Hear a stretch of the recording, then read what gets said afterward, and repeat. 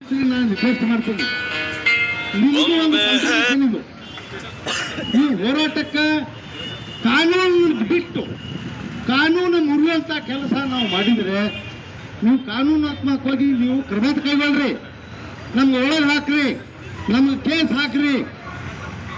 ಏನು ಜಗತ್ತು 30 ವರ್ಷ ಹೋರಾಡಿದಾಗ ರೈಲ್ವೆಗೆ ನಾ ತರಾಸ ಮಾಡಲಿಲ್ಲ, ನಾನೇ ತರಾಸ ತಗೊಂಡಿನಿ, ಸಗಣಿ ಸುರ್ಕೊಂಡಿನಿ, ಪೆಟ್ರೋಲ್ ಸುರ್ಕೊಂಡಿನಿ, ಬೇಡಿ ಹಾಕೊಂಡಿನಿ, ಪಾದಯಾತ್ರೆ ಮಾಡೀನಿ, ಅರೆ ಬತ್ರಿ ಉರುಳು ಸೇವೆ ಮಾಡಿ ಇವ್ರು ಒಡ ಮೇಲೆ.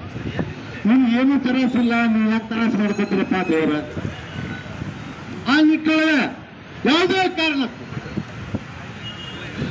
ಯಾವುದೇ ಕಾರಣಕ್ಕೂ ಈ ಗೋಳಗುಮಠ ರೈಲನ್ನ ಬೈಪಾಸ್ ಮಾಡಬಾರ್ದು ಹೇಳಿದ್ರು. ಈಗ ಕುರ್ಕುರಿ ಅಂತ ತಿಂಗಳಕ್ಕೆ 14 ಲಕ್ಷ ಕುರ್ಕುರಿ ಕಂಪನಿಯವರು ಅದಕ್ಕೆ ಬಿಲ್ ಕಟ್ಟುತ್ತಿದ್ರು. ಯಶವಂತಪುರ ಟು ಹುಬ್ಬಳ್ಳಿ ನಿರಂತರ 2 ದಶಕಗಳಿಂದ ಇತ್ತು. ನಾವುಗಳು ಕುಲ್ದೀಪ್ ಚತುರ್ವೇದಿ ಅಂತ ಜನರಲ್ ಮ್ಯಾನೇಜರ್ ಇದ್ರು. ನಾನು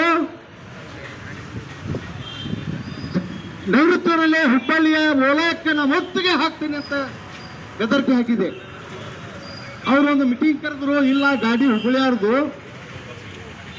ಮತ್ತೆ ಹುಬ್ಬಳ್ಳಿಯಾರು ಬಿಡಬೇಕಲ್ಲ, ನೀವು ಬಾಗಲಕೋಟೆಯವ್ರು ಕೇಳಕತ್ತೀರಿ, ಹುಬ್ಬಳ್ಳಿಯಾರು ಬಿಡಬೇಕಲ್ಲ ಅಂತ ಹೇಳಿದಾಗ ಮಾನ್ಯ ಚೇಂಬರ್ ಆಫ್ ಕಾಮರ್ಸ್ ಅಧ್ಯಕ್ಷರು ಹುಬ್ಬಳ್ಳಿ ಅವರ ನೇತೃತ್ವದೊಳಗೆ ಒಂದು ಮೀಟಿಂಗ್ ಕರೆದೆ.